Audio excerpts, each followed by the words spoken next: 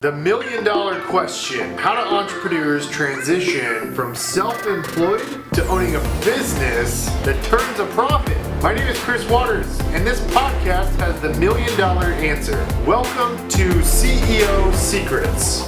Hey guys, it's your host, Chris Waters of CEO Secrets. I'm excited to have the co-founder of Super Coffee on the show.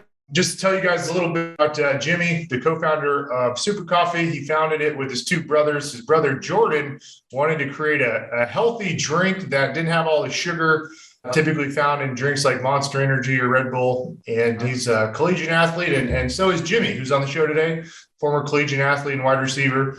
Super Coffee is currently in over 30,000 stores. Jimmy and his brothers have over 100 employees. They've done all of this in just the last 5-6 years, and sales of Super Coffee is just behind Starbucks and Dunkin' Donuts. These guys have been listed on Forbes 30 under 30. I guess, Jimmy, was it this year you guys were listed number 18 on the Inc. 5000? Holy shit, that is incredible. Number 18 out of 5,000 of the fastest privately held companies. Is that accurate? Was that this year? That was 2020. Yes, sir. Dang, dude, that is unbelievable. And I read you guys are just north of $55 million in annual revenue. It hit it north of a $400 million valuation. Dude, congratulations. I'm so excited to have you on the show today. Chris, thank you, brother. That intro was too kind. I'm flattered and a little embarrassed, but excited to be here. Man, I love humble leaders, dude. They're always the best. You know, one of the biggest headlines I read about you guys is you were backed by J-Lo and A-Rod. How on earth did that come about? How much money did they put in? Like, tell me all about that whole thing. Yeah, man. So, I mean, fundraising is just networking, right? It's building relationships. It's connecting with people, and you meet good people who get excited about what you're doing, and then they open up their networks to you. And one of our investors in Los Angeles, private equity guy, he's done some deals with Alex in the past. And on that same note, he introduced us to Alex Rodriguez, and we hop on a Zoom call. And at this point in A-Rod's career, like he's focused on becoming like a true businessman. You know, he wants to be a billionaire for his business acumen. And he's been mentored by guys like Warren Buffett and folks like that. So he's really excited to make investments and scale. Like obviously he just bought the Minnesota Timberwolves. So anyways, he got on a Zoom call with Alex, and sure enough, sitting next to him was Jennifer Lopez. This was the summer of 2020. So before they split up. Yeah. So you're on a Zoom call with J-Lo and A-Rod. Yeah. I can't even imagine you like log on to Zoom and Jennifer Lopez and A-Rod are sitting on the Zoom session on the other side. Dude, it was crazy. It felt like the Tonight Show with Jimmy Fallon or something, you know, like just one of those interviews. And it was me and my two brothers. We were sitting in our mom's kitchen at home, and because it was during COVID, and we're like, Mom, look at who we're talking to. This is crazy. And anyways, we got to go out and meet them at their house in LA, and they ended up putting in $8.5 million into our Series B last year. So they're meaningful partners. Wow, that's great, man. Dude, what was their house like? What was J-Lo and A-Rod's house like? Dude, it felt like a country club in Italy. It was crazy. It was in Beverly Hills, massive house. They had all kinds of help, all kinds of security, but totally humble. You know, they were wearing sweatpants, hanging out, super cool, talking to us, asking questions. That's the one thing I appreciate about Alex is like, obviously he's one of the best baseball players of all time, but he knows what he doesn't know, and he's not afraid to ask us questions about our industry. So that was exciting. I noticed you're wearing a New York hat. Are you from New York? Yeah, we grew up in the Hudson Valley in Kingston, New York. Interesting. Something else I read was you guys were really focused on trying to dominate the New York City market when it came to selling Super Coffee. I mean, that seems like a pretty tough place to start. Was it because you were from there that you wanted to go into that market? Like, what was the thought process behind going into one of the toughest cities in the United States? Yeah, man. And it was one of those things that it's kind of like Frank Sinatra, right? If you can make it here, you can make it anywhere. And that's especially true for New York City and the beverage industry. It's such an influential market because you have so many bodegas, so many grocery stores, convenience stores, things like that. So people who come into New York City discover your product and then they buy it wherever they go home to. So we knew that we had to win New York before we could win other places. And using the same tactics that we took to win New York, we've applied that methodology in other cities, and it's worked pretty well. That's awesome. Hey, speaking of your kind of where you came from, I saw a picture on your Instagram a video of your mom do a backflip off the back of a wakeboarding boat. I was like, holy shit. Oh man. Where do the athletic genes come from? Is that your mom or your dad? Both. So both our parents played sports in college. They met at New Hampshire. Mom was lacrosse and soccer. Dad was football. But mom is definitely the best athlete in the family. All 5'2", 95 pounds of her. She's just a badass. You know, she's young. She's 52. I mean, our parents had us when they were in their early 20s. So we got to grow up with them more like our friends rather than like our parents, you know. So mom's still super healthy, super fit, loves to work out. Dad cycles a lot. But I think it's that competitive sort of athlete drive that our parents instilled in us that allow us to do what we do today. What did your parents living after getting out of collegiate sports? What were they involved in? What did their careers look like? So mom worked at the YMCA in Kingston, New York for probably 10, 15 years. And she was a coach, an athletic director, things like that, bringing different groups of people through athletics. Our dad was in construction, civil engineer. So a lot of heavy machinery, equipment, building bridges, things like that. So a very humble blue collar family. Never heard the term startup before. Entrepreneurship wasn't in our family. We don't come from money. So mom and dad couldn't help from the investment side. But it's that work ethic and that sort of competitive spirit that drives what we do today.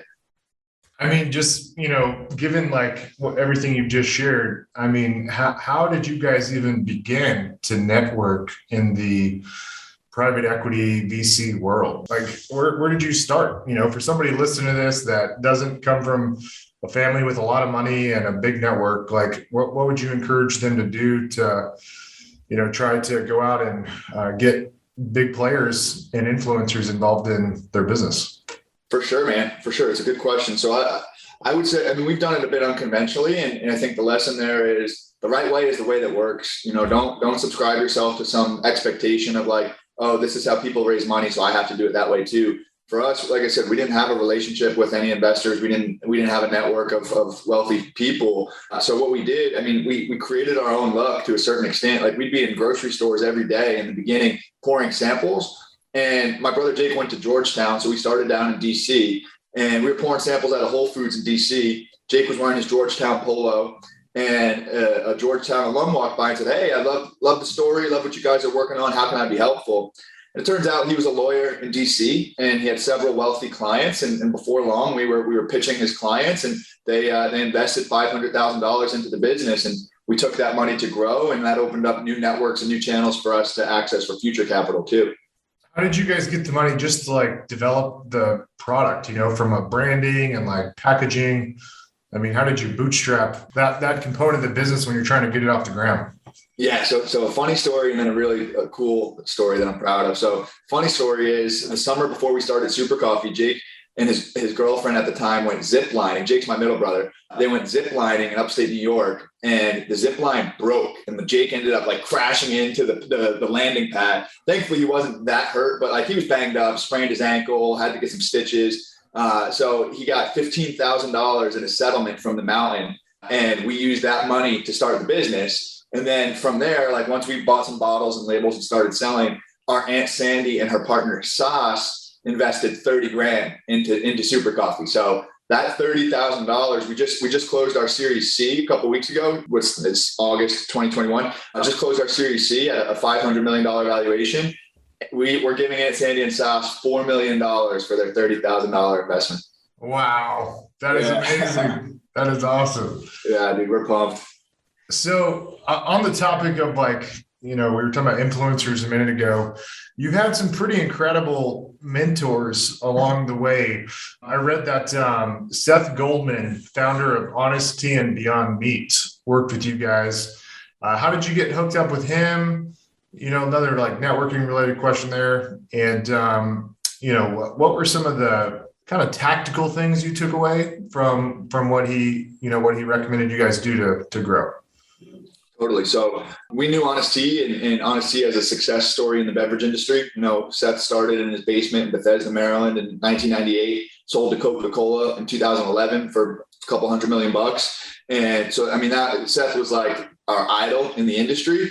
We didn't know him, we bought a bottle of Honest Tea, and on the back it says Seth@honesttea.com. Like, and please email me if you have any questions. So we emailed him, and he got back to us. He was like, boys, love your energy, but please don't do this. Beverage is very difficult. You're going to waste all your time and lose all your money.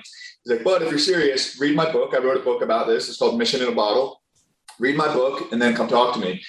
So we read his book, we come and talk to him, and he's still kind of adamant, like, this is very hard. This is very expensive. This is not what you think it is. And he's like, but if I were you, here's how I would do things. And his strategy was, he called it inch wide, mile deep, where you get into one store, you become the best seller in that store, right? You control what you can control by pouring samples, nurturing relationships, rather than spreading yourself too thin too quickly. So we took that advice and we put it to work. And then we came back to Seth in a few months and we said, hey, what you told us is working. Do you have any introductions to distributors? And that went on for about 5 years, and we cherished it. Seth never invested in us. He's not a formal advisor to the business. He's really just a friend now who we can call on for big decisions, because he knows we don't waste his time, and hopefully it doesn't feel like he's wasting ours. Does that make sense? Yeah. What were some of the things he was saying in terms of like why it's such a difficult industry? I mean, it's obvious there's a million out there, but it's like, but was it the money? Was it just just there's crazy competition? Like, why was he discouraging you guys so much? So beverage is very low margin and low like dollar ring, but very high volume to be successful. So it takes years and years to get to high volume, and high volume is billions of units sold. Like Coca-Cola still sells 1 billion units of Coca-Cola every single day. And it's that type of volume that is required to have a legitimate, profitable organization.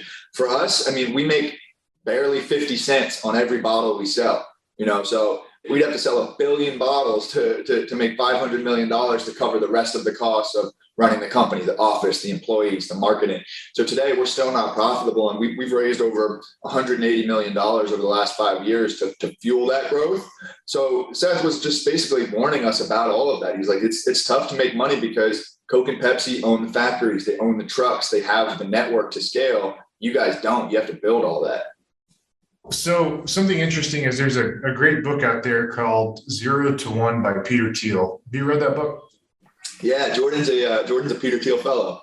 Okay, awesome. So something Peter Thiel talks about in the book is bullet coffee, about how bullet coffee created a new category within the coffee industry. And so you guys are kind of in that, well, I mean, you're not in the same vein as bullet coffee. Bullet coffee is more about the fat loss component. You guys are more about, healthy energy. Is that right? Is that kind of the category you're trying to dominate? Right. That's right. Exactly. Got it. And so another really high up guy you guys got on deck, I read, was Tyler Ricks, the former CMO of Pete's Coffee and CEO of Einstein. How'd you guys get connected to him? What were some of his big ahas for you guys? Yeah, man, it's funny. All these questions and people that we work with have been very fortuitous, impromptu, spontaneous, like unpredictable. So we get invited to speak to college students every now and then, just because it's a relevant story to people like aspiring entrepreneurs in business school.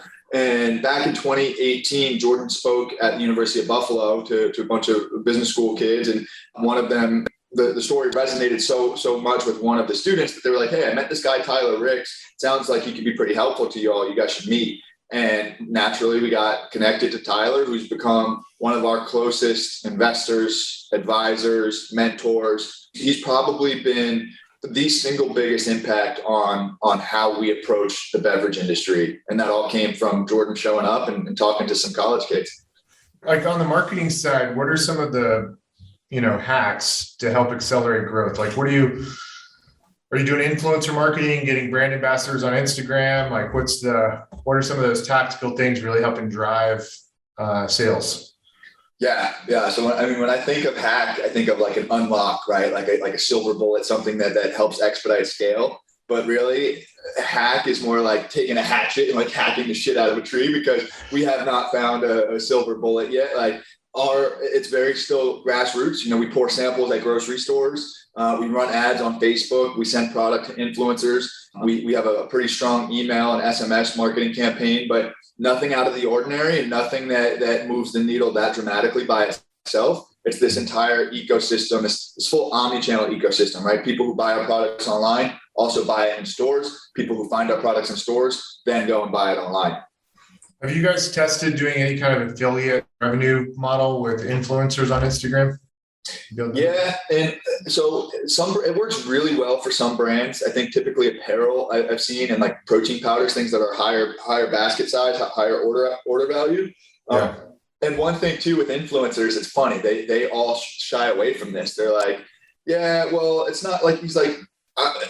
The common answer I get from influencers is like, we're not here to drive sales. We're here to drive awareness. I'm like, so you're asking me to pay you these large monthly retainers with no return associated with them, rather than like eat what you kill, right? Like, hey, you can make millions of dollars a year selling super coffee. Like, we'll pay you $20 for every case you sell. Have at it. And believe it or not, influencers don't get excited about that because they know that their content doesn't really convert rather than drive awareness. I've been reading a lot about it. You know, there's a lot of amazing case studies out there for product-based companies, like specifically supplement companies, that these companies have gone from 3 million a year in revenue to 100 million a year, just leveraging influencers on Instagram.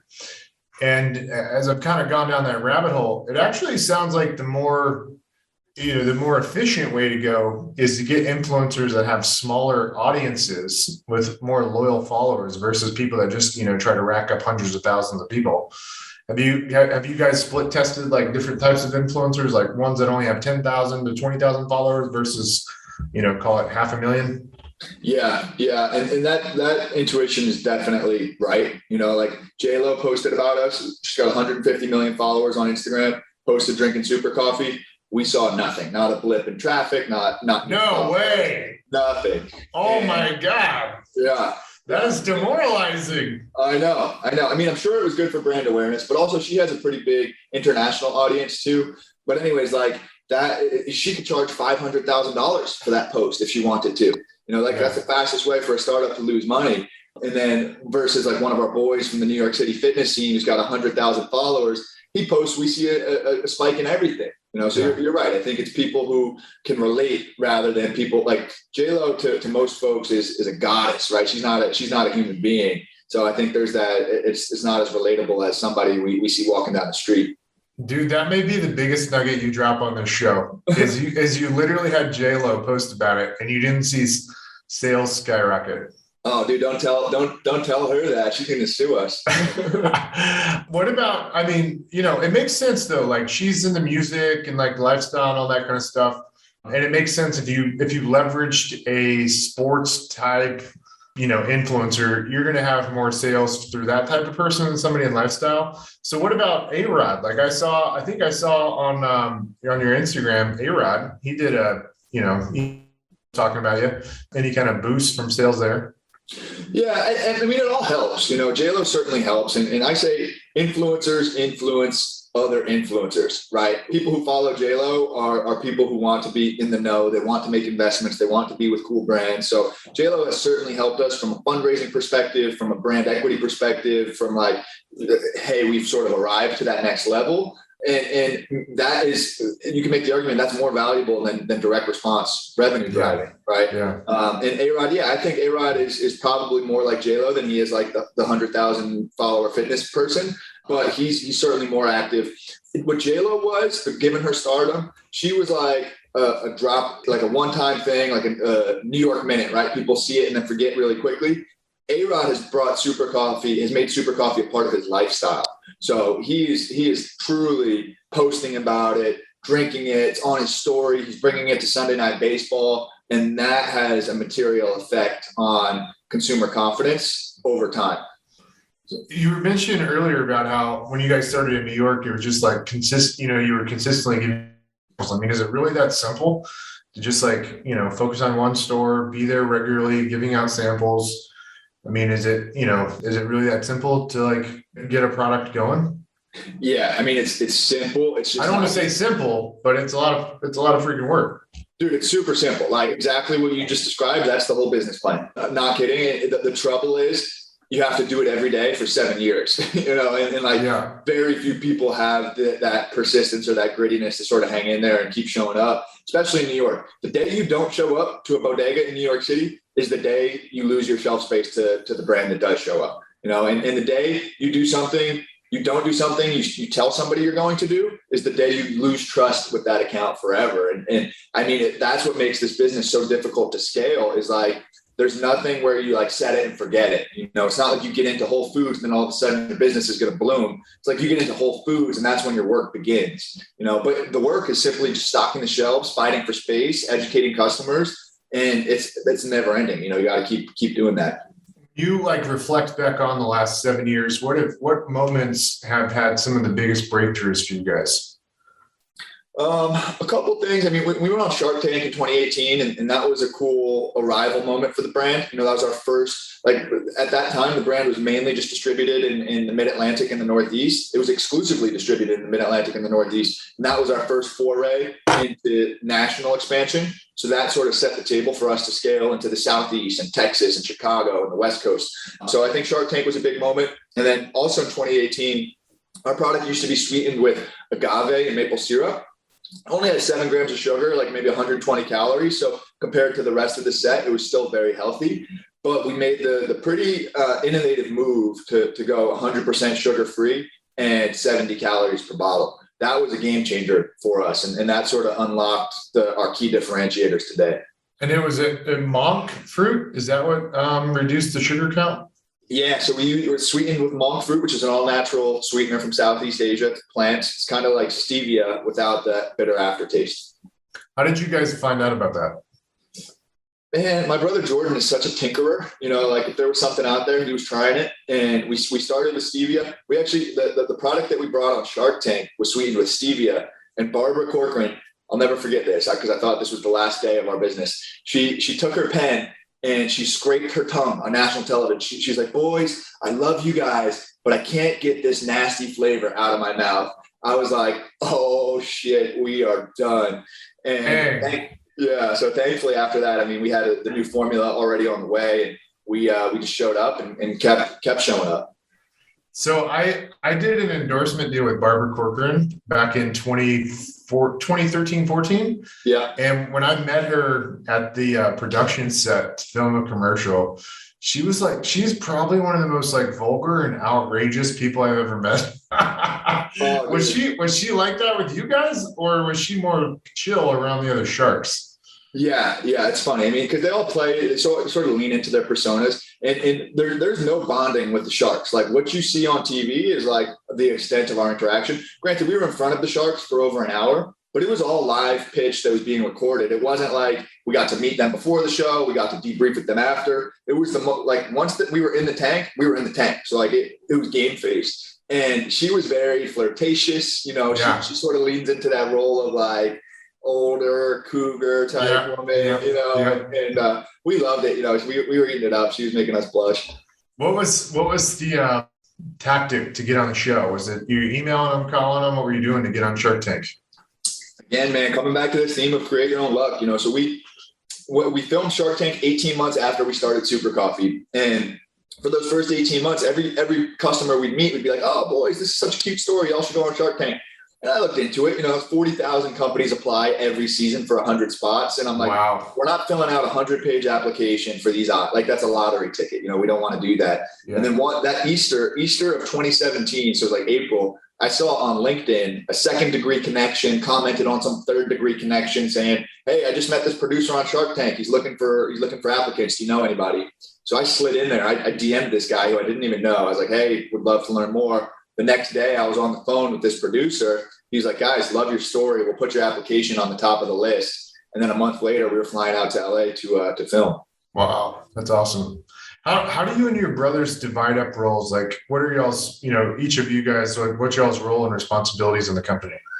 Yeah. In the early days, we all did everything. We just picked up work. It was making product, making deliveries, invoicing, stocking shelves, pouring samples. Like we all sort of rotated just because it was grunt work and it was like very blue collar. And then as the business grew and required more sort of strategic responsibility, our personalities sort of divided the responsibilities for us. So Jordan is like I said, the tinkerer, the innovator. He leads operations. So he makes the product, the labels, make sure we have enough inventory to sell.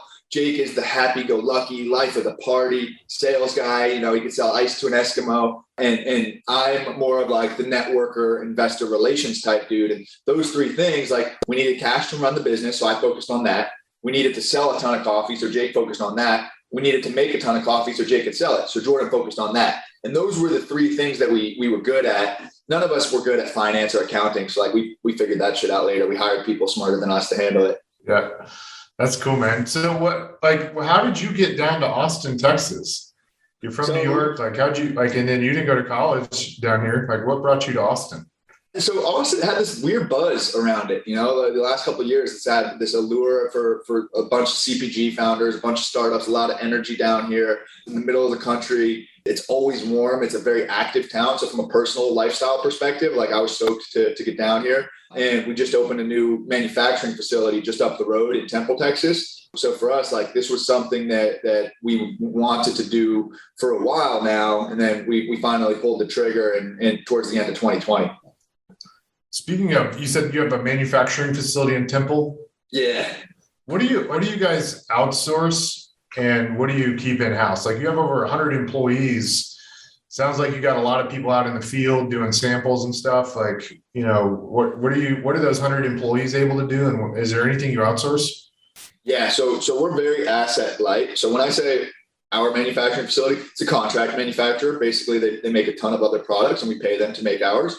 So we don't own the facility. We don't own our distribution trucks. Product is distributed by Anheuser-Busch for us. So we sell to a distributor. We pay a factory to make it. So we're pretty asset light when it comes to owning things. We have 100 full-time employees that mainly sales and marketing. And then we have 200 part-time employees that are doing the samples, the merchandising, in-store, that type of deal. So, I mean, we're truly a sales and marketing organization. And I guess better for you wellness too, and some of the product innovation stuff.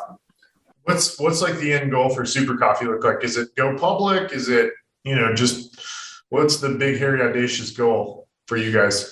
Yeah.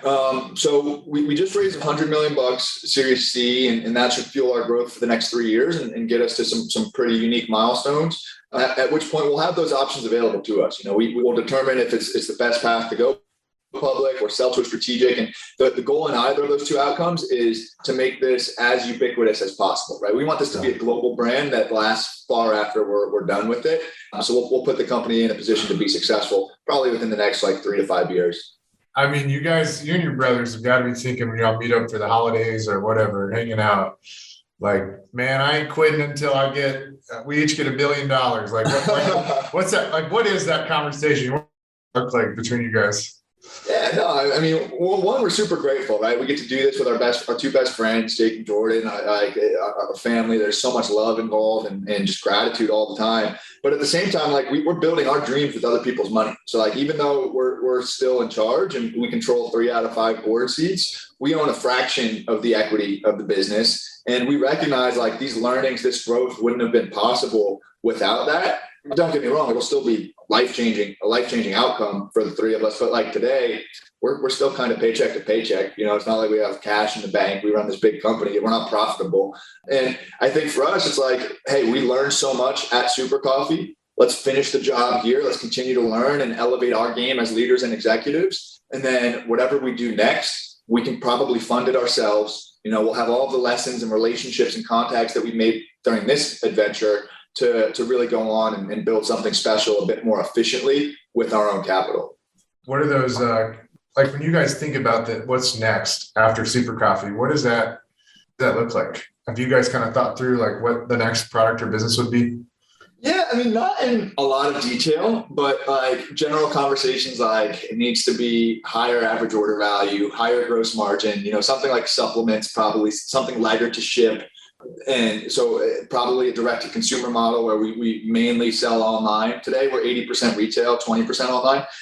So we're thinking about categories that in that regard of what would we do differently from a product or economics perspective. And then it's how can we help people? We never look at something how can we make the most money or what can we do to make a lot of money? It's what does the world need or what's broken in the world that we can fix? And for us, bottled coffee was an apparent issue where people are drinking 40 grams of sugar and 300 calories in a 9-ounce Starbucks. We got to fix that. That's not good for people. So your brother's making this stuff in his dorm. Was it like legit? He didn't want sugar in his drinks, or was he just a broke college student and needed to find a way to make a cheap drink? Both, honestly, both. And I don't think it was that cheap. By the time he was done with his MCT oil and his monk fruit and his protein, he was probably spending $5 or $6 a coffee. But I mean, it's kind of like just, hey, I drank a coffee before practice and a protein shake after practice. That seems inefficient. Let's put those two things together. You know, the coffees that I drink from the school store, they don't give me energy. They're not good for me. They don't taste good, or they do taste good. That's all they have, right? It's just coffee with milk and sugar. So he wanted it to taste good, be good for him, and give him all that energy. So if you guys kind of found out after the fact, like from a physiology perspective, there's a benefit of combining coffee and protein? Like, do you absorb more protein? Like, what have y'all figured out is like the real, health benefit of combining them? So for us, there's only 10 grams of protein per bottle. So it's not a true protein shake, and it's really for flavor. So like people add milk to coffee because it's creamy. Protein still provides that same creaminess without the lactose and without the fat in milk. So you're really just getting the protein. It is absorbed slowly. So it sort of gives you that satiating feeling throughout the day. And then the key ingredient really is MCT oil. It's a healthy fat from coconuts that works with the caffeine. It penetrates your blood-brain barrier, so you get a sustained boost of energy for several hours after you drink a super coffee. That's awesome. Cool, man. Hey, this has been awesome, dude. I feel like I've been grilling you with questions. This has been great. So what, like for anybody watching the show, what are the, common stores people can find you in so they can go try out your product? Yeah, man, I appreciate it. This has been a lot of fun. Today we're available in Walmart, Target, CVS, 7-Eleven starting next week, which is exciting. And then you can always find us on Amazon or drinksupercoffee.com. Okay, cool. Hey, speaking of direct sales, so like you mentioned your next product being more direct sales based. Like what's preventing you guys from being more direct sales now? So we do 20% of our business is direct now. The trouble is it's tough to make the CAC to LTV, like the economics of acquiring customers to their lifetime value is difficult because we sell a case for $34. It costs $8 to ship because it's heavy. And right now it costs us like $40 or $50 on Facebook and Instagram to acquire those customers through ads. So we need people to buy 5 or 6 times before we're even breaking even on that acquisition cost. Versus like if this was a product that was $150 with a 70% gross margin, it'd be a lot easier and we'd have a lot more permission and flexibility to acquire those customers. Have you spent any time learning about what Russell Brunson does with ClickFunnels and with like his customers? No, but I need all the help we can. Dude, oh my God, let me bust out one of these books. I feel like I'm going to drop a nugget on you. Let's go. I appreciate the favor, brother. So, he has like 3 books he's written. 6 Secrets. All marked up. Yeah, dude, I have so many notes in this thing. So what's fascinating about what you just described is like, he has a lot of customers with that same problem. Like the customer acquisition cost exceeds, what the revenue of the entire product is. And so, one of the big premises of, he calls it the value ladder, and it's a function of upsells. And you start out with like this very inexpensive product, and then you have a series of upsells through your funnel from a digital perspective to increase your cart value so that, be able to afford to cover the acquisition cost of acquiring the customer. So, dude, get in like Russell's. He came from the internet marketing world, and he then pivoted with a business partner to create a product, a platform to help guys with marketing. And he hosts an event in Nashville called Funnel Hacking. Dude, it's unbelievable. There's like 5,000 people in the room.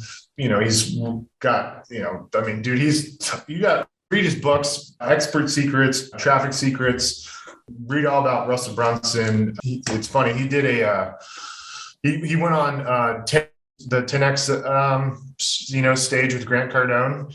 Yeah. And I think he set the record for, the most sales from stage. I think they booked like $4 million or something crazy, like on stage. Wow.